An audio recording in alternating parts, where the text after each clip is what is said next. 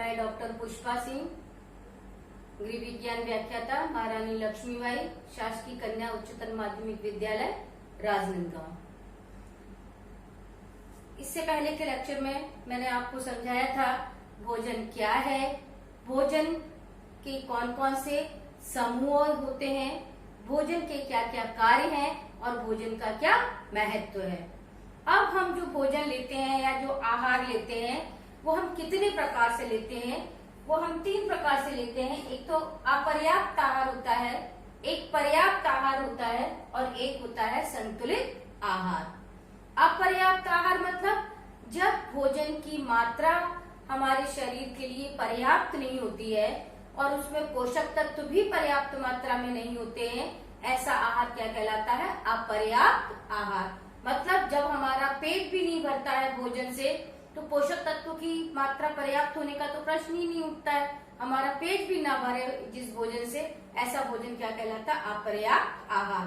तो जो गरीब होते हैं या जहाँ भूखमरी होती है वहाँ कैसा आहार मिलता है? अपर्याप्त आहार मिलता है। अगर मिलता भी है तो पेट भर भोजन नहीं मिलता है। पर्याप्त आहार मतलब क्या होता है कि ऐसा भोजन जिससे हमारा पेट तो भर जाए लेकिन हमें सारे पोषक तत्व प्राप्त न होने पाए, तो वो आहार क्या कहलाता है? पर्याप्त आहार। जैसे उदाहरण के लिए हमें बहुत तेज भूख लगी है और हमारे घर में दाल और चावल बना और हमने दाल चावल को पेट भर खा लिया, तो दाल चावल खाने से पेट तो भर गया, हमें संतुष्टि भी मिल गई, हमें बहुत अच्छा लगा, लेकिन हमें सारे पोषक तत्व प्राप्त नहीं हुए, क्योंकि दाल और चावल से हमें प्रोटीन मिल गया, कार्बोहाइड्रेट मिल गया, लेकिन खनिज लवण और विटामिन हमें प्राप्त नहीं हुए। तो ऐसा आहार क्या कहलाएगा? पर्याप्त आहार। अपर्याप्त मतलब जिससे पेट भी न भरे, पोषक तत्वों का तो प्रश्न ही नहीं उठता है। दूसरा, जिसमें कि पेट तो भर जाए लेकिन पोषक तत्व प्राप्त न हो, वो आहार कहलाता है पर्याप्त आहार। तीसरा है संतुलित आहार। तो हमें लेना कैसा आहार चाहिए? संतुलित आहार लेना चाहिए, या जिसको बोलते हैं बैलेंस्ड डाइट। अभी इस समय सबसे ज्यादा जोर दिया जा रहा है कि हमें कैसा भोजन लेना चाहिए। अगर हमें स्वस्थ रहना है तो हमें कैसा भोजन लेना चाहिए? संतुलित भोजन लेना चाहिए या बैलेंस डाइट लेना चाहिए। तो संतुलित आहार क्या होता है कि जब ऐसा भोजन हमें मिले जिसमें कि पोषक तत्व भी हमारी आवश्यकता के अनुसार हो और उस भोज्य पदार्थ की मात्रा भी अगर हमारी आवश्यकता के अनुसार है, तो हम उस भोजन को क्या कहेंगे? संतुलित आहार कहेंगे। जैसे उदाहरण के लिए उसमें पर्याप्त मात्रा में आपको दाल, रोटी, चावल, सब्जी, फल, सब जितनी आपकी आवश्यकता थी उतना मिला है, और सारी भोज्य सामग्री है, उसमें सब्जियां भी हैं, उसमें फल भी है, उसमें दाल भी है, रोटी भी है, मतलब उसमें सारे पोषक तत्व हैं, प्रोटीन भी है, विटामिन भी है, खनिज लवण भी मिल रहे हैं, उससे हमें कार्बोहाइड्रेट भी मिल रहा है। तो ऐसा आहार जिससे सारे पोषक तत्व भी हमारी आवश्यकता के अनुसार मिल रहे हो और साथ ही साथ उसकी मात्रा कैसी हो, वो भी हमारी आवश्यकता के अनुसार हो, तो उस आहार को हम क्या कहेंगे? संतुलित आहार कहेंगे। आया समझ में? लेकिन जैसे कि आपने देखा, मान लीजिए अगर कोई एक मजदूर है और एक मजदूर को हम 2 रोटी रख दे, थोड़ी सी दाल, थोड़ी सी चावल, एकदम थोड़ी सी सब्जी रख दे हम, तो वो आहार में पोषक तत्व तो रहेंगे, सारे पोषक तत्व विद्यमान रहेंगे, लेकिन उसकी मात्रा व्यक्ति की, मजदूर की आवश्यकता के अनुसार नहीं होगी। इसलिए हम उस आहार को भी संतुलित आहार नहीं कहेंगे। हम कब कहेंगे संतुलित आहार? जबकि उसमें पर्याप्त मात्रा में रोटी हो, पर्याप्त मात्रा में चावल हो, दाल, सब्जी, जो भी सामग्री हमने भोज्य सामग्री इसको रखी है, जब उसकी पर्याप्त मात्रा होगी तब हम क्या कहेंगे? उसे संतुलित आहार कहेंगे। तो अब अच्छे से परिभाषा समझ में आई कि वो आहार जिसकी की मात्रा व्यक्ति के अनुसार पर्याप्त हो और जिसमें कि पोषक तत्व व्यक्ति की आवश्यकता के अनुसार हो, उस आहार को हम क्या कहेंगे? संतुलित आहार कहेंगे। एक बार फिर तीनों में अंतर समझ लीजिए। अपर्याप्त आहार जो कि जिसकी की मात्रा शरीर की आवश्यकता के अनुसार न हो, वो आहार कहलाता है अपर्याप्त आहार। ऐसे में व्यक्ति भूखा रह जाता है। पर्याप्त आहार मतलब वो आहार जिसमें कि भोज्य पदार्थ की मात्रा तो पर्याप्त होती है, लेकिन पोषक तत्व पर्याप्त मात्रा में नहीं होती है। इससे ये भोजन से पेट भर जाता है, लेकिन वृद्धि और विकास संभव नहीं होता है।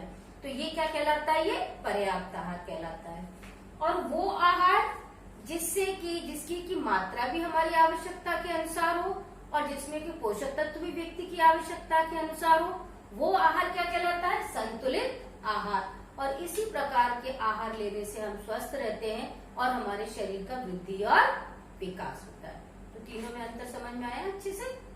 तो अब तीनों की आप प्रश्न में तीनों की परिभाषाएं लिखेंगे कि पर्याप्त आहार किसे कहते हैं, अपर्याप्त आहार किसे कहते हैं और संतुलित आहार किसे कहते हैं। पहला प्रश्न। दूसरा प्रश्न लिखेंगे कि पर्याप्त, अपर्याप्त और संतुलित आहार में अंतर स्पष्ट करिए। ठीक है।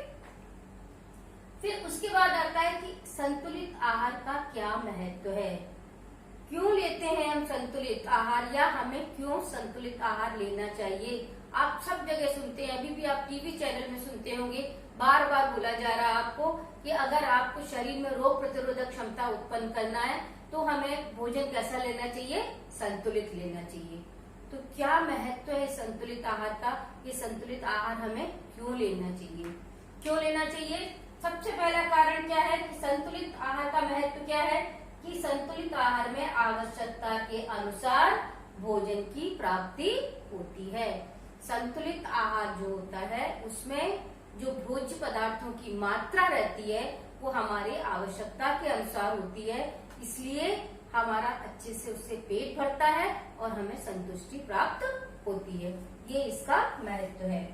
दूसरा, आवश्यकता के अनुसार पोषक तत्वों की प्राप्ति। संतुलित आहार का एक महत्व ये भी है कि मात्रा में तो पर्याप्त रहते ही है वो, साथ ही साथ उसमें उपस्थित पोषक तत्वों की मात्रा हमारे शरीर की आवश्यकता के अनुसार होती है, इसलिए संतुलित आहार का हमारे जीवन में अधिक महत्व है। क्यों? क्योंकि पोषक तत्व भी हमारे आवश्यकता के अनुसार होते हैं। पूर्ण संतुष्टि। तो चूंकि इस प्रकार के आहार से हमें उसकी जो मात्रा है वो भी पर्याप्त रहती है, पोषक तत्व भी पर्याप्त मात्रा में प्राप्त होते हैं, इसलिए व्यक्ति को क्या मिलती है? पूर्ण संतुष्टि मिलती है। चौथा है उच्च भोज्य ग्राह्यता। भोज्य ग्राह्यता मतलब होता है भोजन को ग्रहण करने की इच्छा। बिना चखे देख करके ही अगर हमें भोजन को ग्रहण करने की इच्छा होने लगे तो ऐसा भोजन कैसा कहलाता है? उच्च भोज्य ग्राह्यता वाला भोजन कहलाता है। जैसे उदाहरण के लिए अगर हमने कोई थाली में हमने दाल, चावल, रोटी, सब्जी और हमने इस प्रकार से उसमें हमने रखा है, पीले रंग की दाल रखी है तो हरे रंग की भाजी रखी है, तो सफेद रंग का दही रखा है, तो लाल रंग की टमाटर की चटनी रखी है।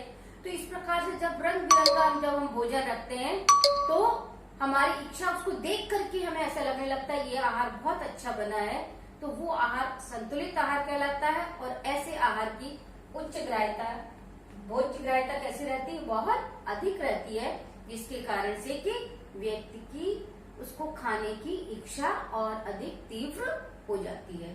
तो संतुलित भोजन जो रहता है वो उच्च भोज्य ग्राह्यता वाला होता है। वृद्धि और विकास में सहायक। पांचवा क्या है इसका महत्व कि संतुलित आहार व्यक्ति के शरीर की वृद्धि और विकास में सहायक होता है।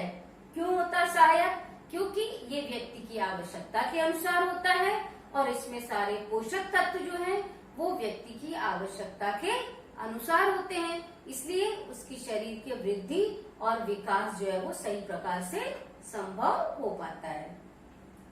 फिर है लास्ट है रोग प्रतिरोधक क्षमता का विकास होता है इससे। संतुलित आहार में, चूंकि संतुलित आहार में सारे पोषक तत्व व्यक्ति की आवश्यकता के अनुसार होते हैं, उसकी मात्रा व्यक्ति की आवश्यकता के अनुसार होती है, इसलिए इस प्रकार का जब हम भोजन लंबे समय तक करते हैं तो हमारे शरीर में रोग प्रतिरोधक क्षमता उत्पन्न होती है। हमारा शरीर जो है वो रोग प्रतिरोधी हो जाता है और हम स्वस्थ रहते हैं। तो इसलिए ये संतुलित आहार अगर हम लेते हैं तो हम हमेशा स्वस्थ रह सकते हैं। तो क्या क्या महत्व है संतुलित आहार का? सबसे पहला कि संतुलित आहार के द्वारा हमें आवश्यकता के अनुसार भोजन की प्राप्ति होती है। दूसरा, हमें आवश्यकता के अनुसार पोषक तत्व प्राप्त होते हैं। तीसरा, हमें संतुलित आहार करने से पूर्ण संतुष्टि प्राप्त होती है। चौथा लाभ, इसका महत्व क्या है कि ये भोजन जो है वो उच्च भोज्य ग्राह्यता वाला होता है। नेक्स्ट क्या है कि ये वाला भोजन या संतुलित भोजन वृद्धि और विकास में सहायक होता है। और संतुलित भोजन जो है वो हमारे शरीर के रोग प्रतिरोधी तंत्र को मजबूत करता है और हमें सदैव स्वस्थ रखता है। आया समझ में? अब इसका क्वेश्चन लिख लेंगे आप कि संतुलित आहार का हमारे जीवन में क्या महत्व है, या अथवा करके आप प्रश्न लिख सकते हैं कि संतुलित आहार हमें क्यों लेना चाहिए। ठीक, थैंक यू।